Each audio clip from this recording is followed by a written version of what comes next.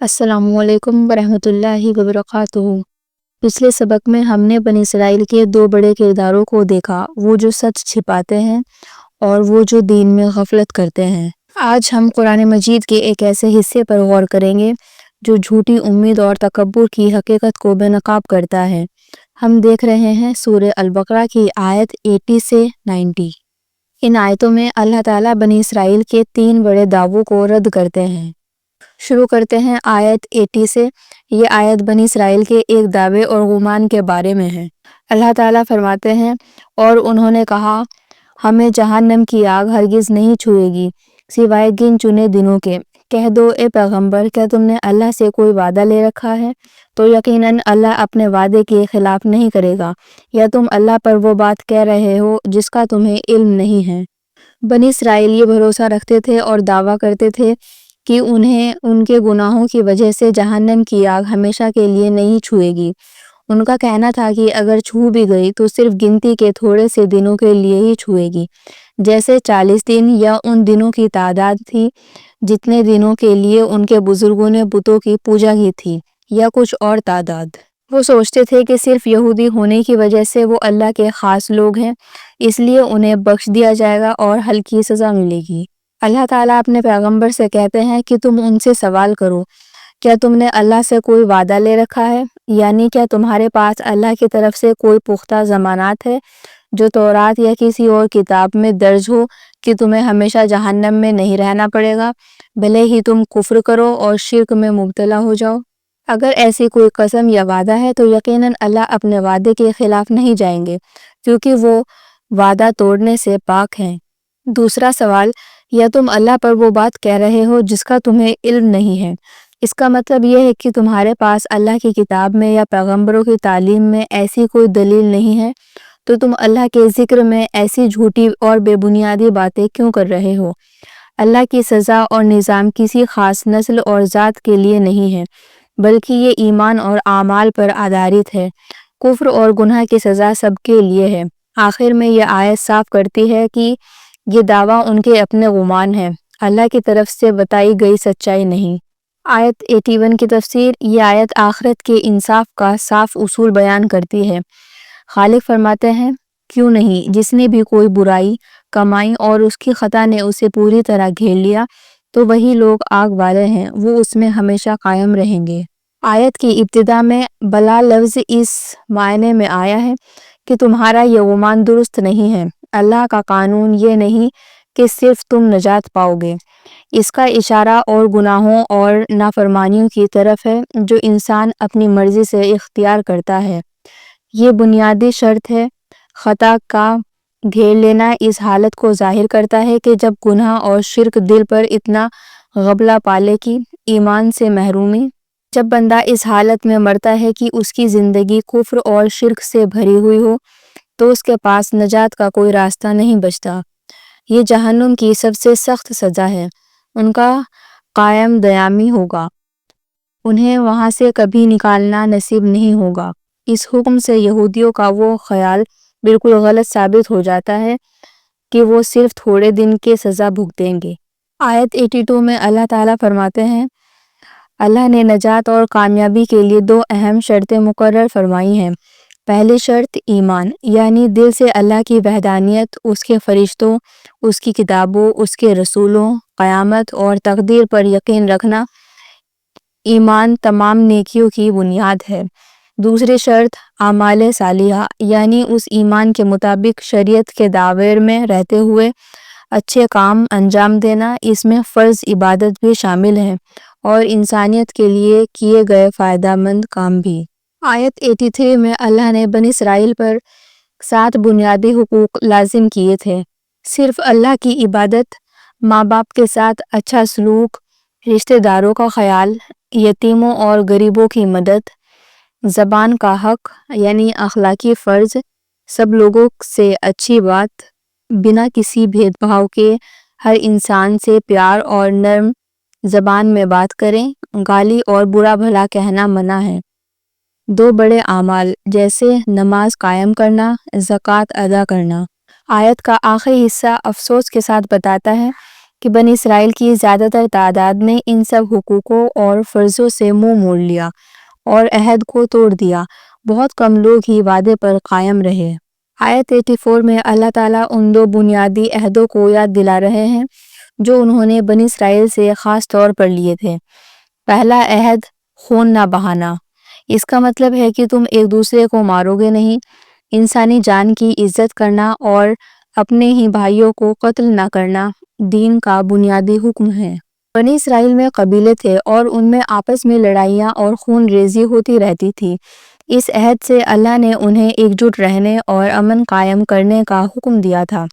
دوسرا عہد وطن سے نہ نکالنا۔ اس عہد کا مطلب تھا کہ تم اپنے ہی قوم کے لوگوں کو ظلم اور ناانصافی سے مجبور کر کے ان کے گھر اور وطن سے بے دخل نہیں کرو گے۔ دیار یعنی گھر اور زمین انسان کی بنیادی ضرورت اور عزت کی جگہ ہوتی ہے۔ اپنے بھائیوں کو ان کے گھروں سے نکالنا بڑا ظلم ہے۔ یہ آیت صاف بتاتی ہے کہ اللہ نے جب ان سے یہ وعدہ لیا تو بنی اسرائیل نے اسے قابل قبول سمجھا، ہمیشہ ان عہدوں پر قائم رہنے کا اقرار کیا، اور وہ خود اس وعدے پر گواہ تھے، یعنی وہ خود جانتے تھے کہ یہ فرض ان پر لازم ہے اور اگر وہ اسے توڑیں گے تو گنہگار ہوں گے۔ آیت 85۔ اس آیت میں اللہ نے بنی اسرائیل کے دوہرے معیار کو خوب کھول کر بیان کیا ہے۔ بنی اسرائیل نے وہ عہد جو 84 میں لیا تھا توڑ دیا۔ وہ اپنے ہی بھائیوں کو آپس میں قتل کرتے تھے اور ایک فرقے کو دشمن کی مدد سے ان کے شہروں سے نکال دیتے تھے۔ وہ دشمنوں غسان، خزراج، اس وقت کے جو مشرک قبیلے تھے کے ساتھ مل کر گناہ اور زیادتی کرتے تھے۔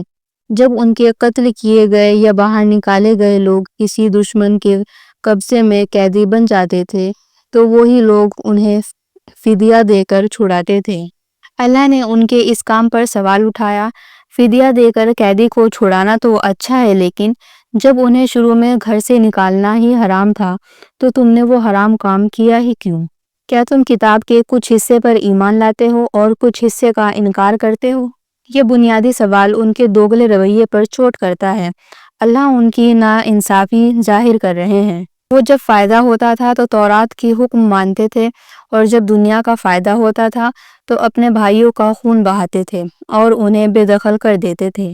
جو لوگ اللہ کے حکموں کو توڑ دیں اور کتاب کے کچھ حصے کو مانیں اور کچھ کو نہ مانیں، ان کی سزا دنیا میں رسوائی، ذلت اور ناکامی ہے۔ قیامت کے دن انہیں جہنم میں سخت ترین عذاب میں ڈالا جائے گا۔ اس عذاب میں کوئی کمی نہیں ہوگی کیونکہ ان کا گناہ جان بوجھ کر کیا گیا نافرمانی تھی۔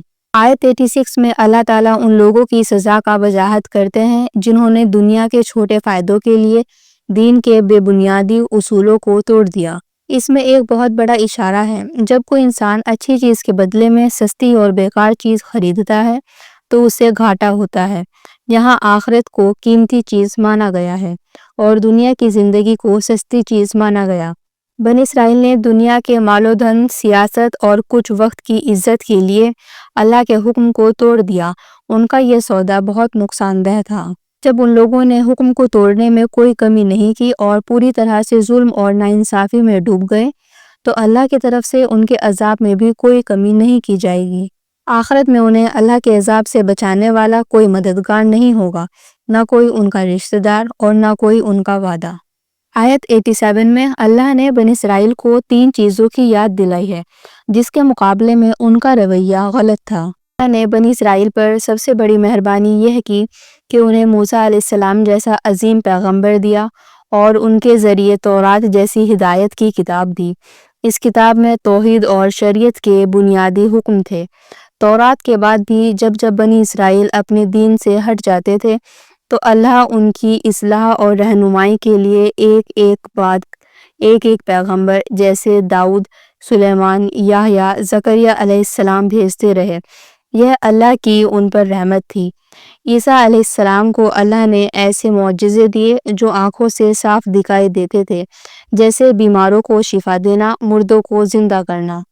روح القدس سے مراد جبرائیل فرشتے ہیں جنہوں نے عیسیٰ علیہ السلام کی پیغمبری میں ہر قدم پر ان کا ساتھ دیا۔ اللہ سوال کرتے ہیں کہ کیا تمہارا رویہ ہمیشہ یہی رہا؟ جب پیغمبر ہدایت لاتے تھے تو تمہارے نفس کی خواہشوں اور دنیا کی لالچ کے خلاف ہوتی تھی تو تم ایمان لانے کے بجائے غرور کرتے تھے۔ ان کے غرور اور دنیاوی محبت اتنی بڑھ گئی کہ انہوں نے اللہ کے پیغمبروں کے دو قسم کے ساتھ سلوک کیے۔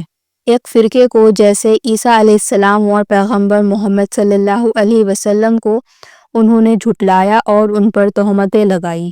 دوسرے فرقے کو جیسے یحییٰ علیہ السلام اور زکریا علیہ السلام جن کو ان کی قوم نے شہید کر دیا انہوں نے قتل کر دیا۔ 88 میں اللہ تعالیٰ فرماتے ہیں، جب یہودیوں سے اسلام قبول کرنے کو کہا گیا تو انہوں نے بہانہ بنایا اور کہا ہمارے دل تو بند ہو چکے ہیں، آپ کی باتیں ہمارے دلوں میں گھستی ہی نہیں۔ اس پر اللہ تعالیٰ نے جواب دیا، تمہارے دل خود سے بند نہیں ہیں بلکہ تمہاری اس ضد اور جان بوجھ کر کیے گئے انکار کی وجہ سے اللہ نے تم پر لعنت کر دی ہے۔ اس لعنت کے نتیجے میں تمہارے دل حق قبول کرنے کی صلاحیت کھو چکے ہیں، اس لیے تم بہت ہی کم یا بالکل بھی ایمان نہیں لاتے ہو۔ یہ آیت بتاتی ہے کہ جب لوگ ہمیشہ سچ کو ٹھکراتے ہیں تو اللہ ان کے دلوں پر مہر لگا دیتے ہیں، جس کے بعد ان کے لیے ہدایت مشکل ہو جاتی ہے۔ 89 میں اللہ نے بنی اسرائیل کے دوغلے پن کی مثال پیش کی ہے۔ جب پیغمبر محمد صلی اللہ علیہ وسلم پر قرآن کا نزول ہوا تو بنی اسرائیل اس کتاب سے مکمل طور پر واقف تھے۔ قرآن نے تورات اور انجیل میں موجود توحید کے بنیادی اصولوں کی تصدیق کی، اس میں کوئی نئی بات نہیں تھی جو ان کے عقیدے کے خلاف ہو۔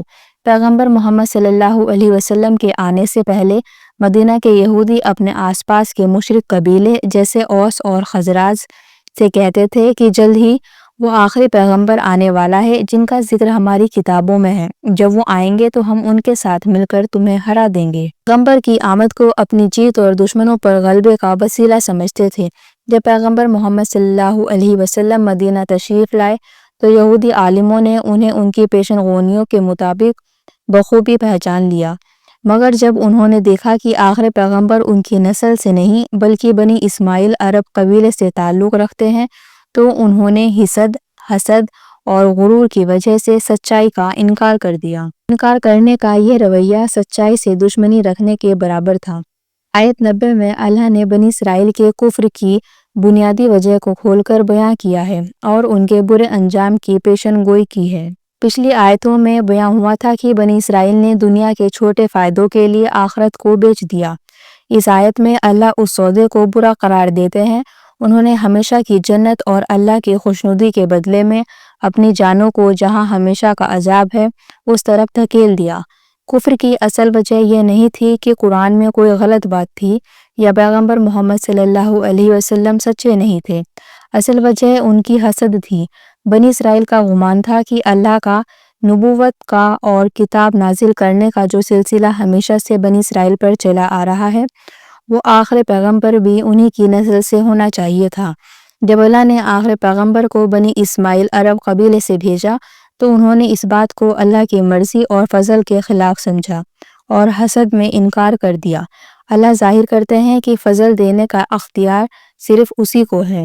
وہ سزا جو انہیں پچھلے گناہوں جیسے پیغمبروں کو قتل کرنا، عہد توڑنا، تورات میں تبدیلی کرنے کی وجہ سے ملی تھی، یہ نئی سزا پیغمبر محمد صلی اللہ علیہ وسلم اور قرآن کو جانتے بوجھتے انکار کرنے کی وجہ سے ملی، یعنی انہوں نے اپنے گناہوں کو بوجھ میں اور ایک اور بوجھ بڑھا دیا۔